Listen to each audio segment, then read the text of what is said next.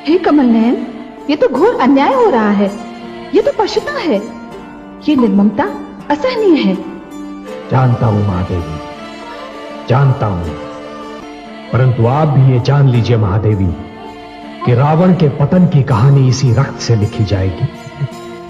हे महादेवी, हर युग में ये होता रहा है और ऐसा ही होता रहेगा।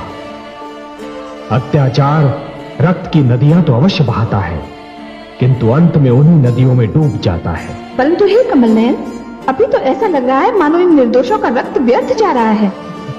नहीं महादेवी, निर्दोषों, निर्बलों और दुखियों का रक्त कभी व्यर्थ नहीं जाता। महादेवी, जिस प्रकार अंधियारी रात्रि सूर्य की एक किरण का भी सामना नहीं कर पाती, उसी प्रकार अत्याचार क्रांति की पहली चिंगारी को भी सहन नहीं कर पाता। दुखियारी मंदोदरी कितनी भली नारी, कितने दुष्ट के चंगुल में फंस गई। महादेवी, कमल तो सदैव कीट में ही खिलता है ना, और मंदोदरी को इस क्रांति में एक बहुत महत्वपूर्ण भूमिका निभानी है।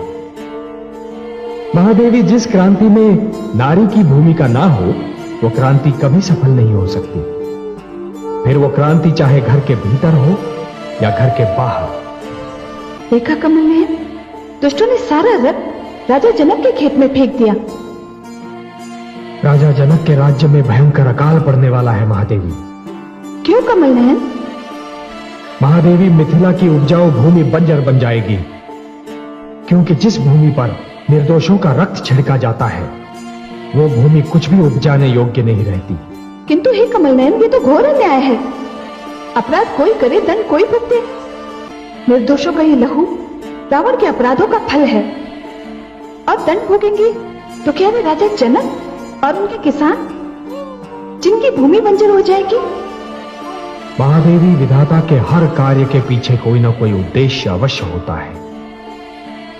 यह तो असंभव है कि रावण को उसके अपराधों का दंड ना मिले, और राजा जनक के राज्य में अकाल का पड़ना, यह भी किसी नई कथा का आरंभ सिद्ध होगा।